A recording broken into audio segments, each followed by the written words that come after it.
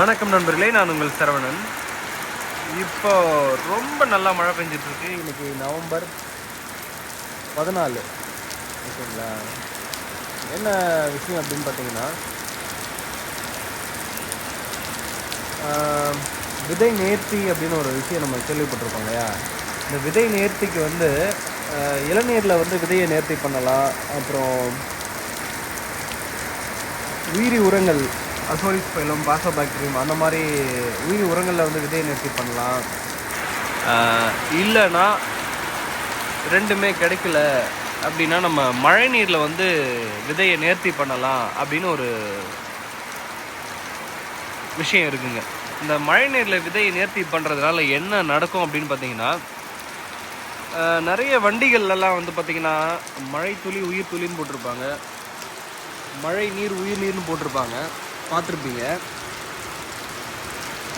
அந்த மாதிரி மழை நீர் ஏன் உயிர் நீர் போடுறாங்க அப்படின்னு பார்த்தீங்கன்னா, அதுக்கு பின்னாடி நிறைய ரீசன் இருக்குங்க. ஏன்னா மழை தண்ணியில் இருக்கக்கூடிய அந்த உயிர் ஆற்றல், உயிர் பிராணன் பார்த்திங்கன்னா ரொம்ப ப்ரீஷியஸ், ரொம்ப சுத்தமான ஒரு நீர். இது வரைக்கும் பூமியை கண்டிராத ஒரு நீர் மேலேருந்து, பிரபஞ்சத்திலேருந்து, வானத்திலேருந்து நேரடியாக வருது. எந்த ஒரு மாசும் இல்லாமல் பரிசுத்தமாக மேலேருந்து வருது. அந்த மழை நீரில் நம்ம ஒரு விதையை போட்டோம்னா அந்த விதைக்கு முளைப்பு திறன் கொஞ்சம் கம்மியாக இருந்தாலுமே, கிட்டத்தட்ட ஒரு 50% தான் அந்த விதை முளைப்பு திறன் இருக்குது அப்படின்னு பார்த்தீங்கன்னா, அதை நீங்கள் சாதாரணமாக மண்ணில் போட்டு சாதாரண நம்ம கிணற்று தண்ணியோ இல்லை எந்த வீட்டில் இருக்கிற தண்ணியை ஊற்றும் பொழுது அந்த விதை முளைக்காமல் போகலாம். விதை முளைக்காமல் போகிறது கூட வாய்ப்பு இருக்குது. ஏன்னா அது ஏற்கனவே கொஞ்சம் பழைய விதையாக இருக்கலாம். ஆனால் அதே விதையை நீங்கள் மழை நீரில் ஒரு அரை மணி நேரம் ஊற வச்சு அதுக்கப்புறமா அதை நீங்கள் மண்ணில் போட்டு முளைக்க வைக்கிறீங்க. ஒருவேளை உங்கள்கிட்ட மழை தண்ணி ஸ்டாக் இருந்ததுன்னா அந்த மழை தண்ணி நீங்கள் அந்த விதை முளைச்சி வெளியே வர வரைக்கும் நீங்கள் போடுறீங்க அப்படின்னு பார்த்தீங்கன்னா, அந்த விதை ரொம்பவே நல்லா முளைச்சி வரும். இப்போது நம்ம தொட்டியில் பார்க்குறதெல்லாம் பார்த்திங்கன்னா, நம்ம மேக்ஸிமம் விதைகளை மழை நீரில் நேர்த்தி பண்ணி தான் முளைக்க வைக்கிறதுக்கு போடுவோம். நம்ம சீட் ட்ரை யூஸ் பண்ணுவோம், இல்லை இந்த மாதிரி லைவாக போடுவோம், இல்லை மண்ணிலையும் போடுவோம். ஆனால் நீங்கள் முளைக்காதுன்ற விதையை கூட நீங்கள் மழை தண்ணியில் ஊற வச்சு நீங்கள் போட்டிங்கன்னா அந்த விதை ரொம்ப எக்ஸலண்ட்டாகவே முளைக்கும். இன்னொரு விஷயம் சொல்கிறேன் பாருங்கள். இந்த ஏரி, கரும்பு, சும்மா இருக்க நிலத்தெல்லாம் பார்த்திங்கன்னா, நம்ம விவசாய நிலத்தில் கூட பார்த்திங்கன்னா, நம்ம தண்ணி பாய்ச்சினோம்னா, கிணத்து தண்ணியை பாய்ச்சினோம்னா அந்த அளவுக்கு அந்த புல் ரொம்ப பசுமையாக வளராது. ஆனால் ஒரே ஒரு மழை ஒரு 1/2 hour பெஞ்சிட்டு போச்சுன்னா அந்த புல் தரை ரொம்பவே அழகாக பசுமையாக வளர்ந்துடும், ரொம்ப ஸ்பீடாக வளரும். ஏன் அப்படின்னா அந்த மழை தண்ணியில் இருக்க சத்து. மழை தண்ணியில் என்ன சத்து இருந்துற போதுன்னு நம்ம நினைக்கலாம். அது சொன்னால் புரியாது, நீங்கள் உணர்ந்தால் தான் புரியும். நீங்கள் விதைகளை முளைக்க வைக்கும்போது மழை தண்ணியில் இந்த மாதிரி ஊற வச்சு போடுங்க.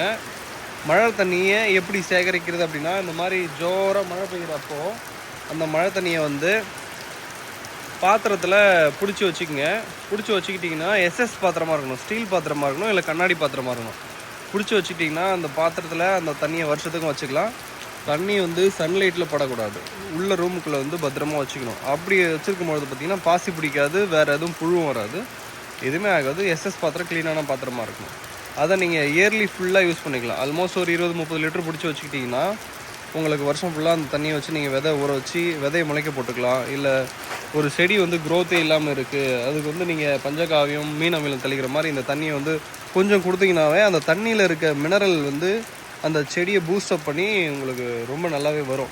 ஸோ இங்கே ஒரு தக்காளி செடி வச்சுருக்கேன், நீங்கள் பார்க்குறீங்க, நாட்டு தக்காளி. இதுக்கு நம்ம தண்ணியை ஊற்றுறதில்ல, இங்கே ஓப்பனில் வச்சாச்சு. மழை தண்ணியில் தான் அது வளர்றாரு. அதனுடைய ஷைனிங் எல்லாம் வளருது. பொதுவாகவே மழை தண்ணிக்கு அந்த ஒரு இது இருக்குது, பிராணன், உயிர் பிராணன் ரொம்ப அதிகமாக இருக்கும். மழை தண்ணி பரிசுத்தமாக நம்ம குடிக்கவும் செய்யலாம். சில பெரிய பெரிய வசதி படைத்தவர்கள் கூட இப்போ மழைநீரை லிட்டர் கணக்கில் பெரிய பெரிய அளவுக்கு ஸ்டோரேஜ் டேங்க்லாம் வீட்டுக்கு கீழே கட்டி அதை ஆண்டு முழுக்க பயன்படுத்துகிற நிகழ்வுகள்லாம் நம்ம இப்போ அந்த மாதிரி நல்ல நிகழ்வுகள்லாம் நடக்குது. ஒரு சமயத்தில் மழைநீரை சேகரிக்கும் அப்படின்னு நம்ம அரசாங்கமே வந்து ரொம்ப முன்னெடுத்தாங்க. இப்போ அந்த மாதிரி நம்ம தோட்டக்கலை ஆர்வமாக இருக்கவங்க, இந்த மாதிரி ஹோம் கார்டன், கிச்சன் கார்டன் பண்ணுறவங்க, விதை சேகரிக்கிறவங்க, அவங்களுக்கெல்லாம் இது தெரியும். இருந்தாலும் நீங்கள் புதுசாக வந்து இந்த வீட்டு தோட்டத்துக்கான விவசாயம்லாம் பண்ணுறீங்க, வீட்டுக்கு தேவைக்கான காய்கறிலாம் உற்பத்தி பண்ணுறீங்க, விதைகள் வந்து சரியாக முளைக்கலை அப்படின்னா, பழைய விதையாக இருந்தாலும் இந்த மாதிரி மழை தண்ணியில் போட்டு அதை ஊற வச்சு முளைக்க வச்சு பாருங்கள். இல்லைனா மழை தண்ணியை பிடிச்சி வச்சு அந்த செடிகளுக்கு ஊற்றி பாருங்கள். இல்லை முளைக்காத அந்த விதைக்கு வந்து தொடர்ந்து மழை தண்ணியை கொடுத்துட்டே வாங்க, அந்த விதை முளைச்சி வரும். மழை தண்ணி பட்டால் துளுக்காத புல்லும் துளுத்துரும், துளுக்காத விதைகளும் முளைக்காத விதைகளும் முளைச்சிரும். பட்டு போன மரம் கூட துளுத்து அப்படியே ஃப்ரெஷ்ஷாக வர மாதிரி பார்க்கலாம். ஏன்னா அந்த மழை தண்ணிக்கு ஒரு ஜீவன் இருக்குது. அது ட்ரை பண்ணி பாருங்கள். ஓகே.